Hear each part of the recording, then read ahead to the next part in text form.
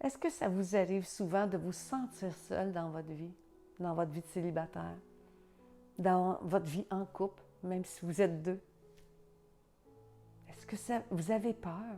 Avez-vous peur de vous sentir seul?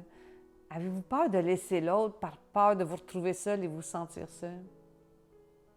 Ça se peut, hein?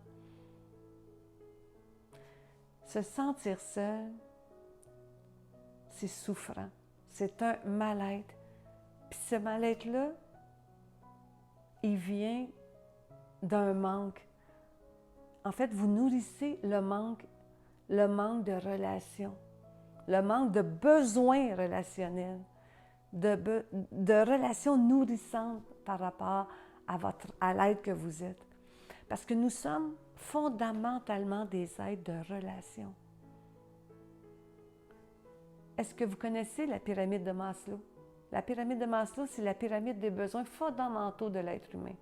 Et à la base, c'est de se nourrir, de se vêtir, de se protéger, de se sécuriser physiquement.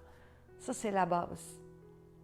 Mais vient après, au centre de la pyramide, les besoins d'appartenance, les besoins de sociabiliser, les besoins relationnels, dont le besoin d'être aimé, d'être reconnu, le besoin de partager, de communiquer, d'être écouté, d'être sécurisé en relation. Et c'est normal d'avoir ces besoins-là. Un enfant qui est isolé, un enfant qui est ignoré, parce qu'il y a eu des études qui ont été faites là-dessus, des enfants qui ont été ignorés dans des orphelinats, ont développé des problèmes très graves de développement personnel, de développement psychologique, physique. Ils n'étaient pas stimulés. Oui, il y avait les besoins de base, mais il n'y avait aucun contact humain. Ces enfants-là, ils se sont laissés mourir. Ils étaient là physiquement, mais à l'intérieur, ils étaient morts. Fait que c'est pour ça que c'est important, lorsque vous vous sentez seul, d'écouter vos signaux d'alarme. Puis qu'est-ce qu'il faut faire? C'est que allez vous connecter en relation avec vous-même. Allez vous connecter au niveau du cœur. Allez visiter à l'intérieur de vous ce qui se passe. Et touchez à votre vérité profonde et vous allez voir quels sont vos besoins relationnels manquants pour pouvoir justement aller vous en responsabiliser en relation. Allez choisir les relations dans lesquelles vous allez vous nourrir. Combien de gens qui sont en couple, mais ils sont juste dans leur tête, ils ne sont pas connectés là, mais ils ne se nourrissent pas. Puis là, ils sont dans l'attente que l'autre le rend heureux, dans l'attente que l'autre satisfait ses besoins. Et là, ils tombent dans la déception de un et de l'autre. Ils se jugent, ils se critiquent, ils deviennent frustrés de ce qu'ils vivent dans leur vie présente, qu'il y a des répercussions dans les autres sphères de leur vie, et leur vie devient insatisfaite, et ils se sentent seuls, en fait. C'est ça, se sentir seul. Et la solitude, c'est autre chose. C'est pas du tout un mal en soi. La solitude, c'est la connexion avec soi. C'est de se retrouver en relation avec soi-même pour pouvoir justement s'emmener en relation avec l'autre. La relation, ça le dit, le mot relais. Il faut que ça passe. Le relais, il faut que ça passe. Mais pas là. C'est pas là qu'on se nourrit. C'est au niveau du cœur qu'on se nourrit. Parce qu'on est des êtres d'amour, on est des êtres de cœur. On n'est pas des êtres de tête. C'est pour ça que si le relais ne passe pas, ça ne fonctionnera pas.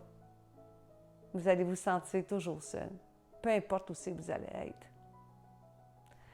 Avez-vous vu le film « Seul au monde » avec l'acteur Tom Hanks?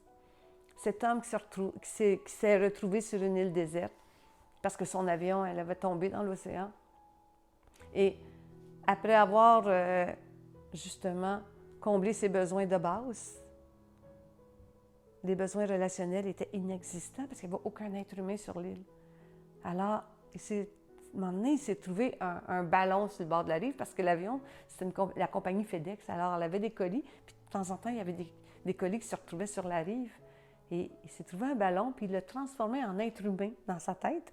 en imaginaire. Et il a commencé à avoir ce contact-là humain.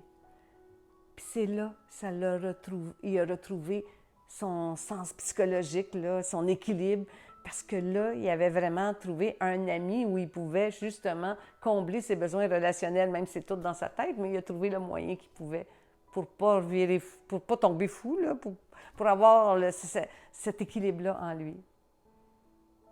Mais pour ça, dans votre vie de tous les jours, ça va vous demander beaucoup d'amour de vous-même. Parce que le danger dans ce temps-là, si vous ne vous donnez pas assez d'amour pour vous, vous allez toujours quinter des besoins par rapport aux autres, parce que vous attendez tout le temps de l'extérieur que les autres fassent pour vous ce que vous devez faire pour aller vers les autres. Et les autres vont s'épuiser de ça, parce que vous êtes un panier percé. Fait que vous risquez de perdre la relation.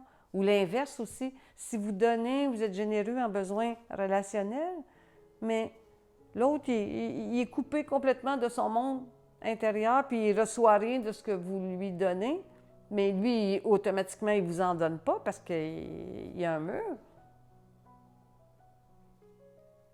La même chose, vous allez vous épuiser. Alors, c'est important de se choisir pour mieux choisir vos relations afin d'être nourri relationnellement. Et c'est là que le sentiment de vous sentir seul, il va être inexistant. Alors, je vous souhaite beaucoup d'amour pour vous et on se revoit très bientôt. Bye bye.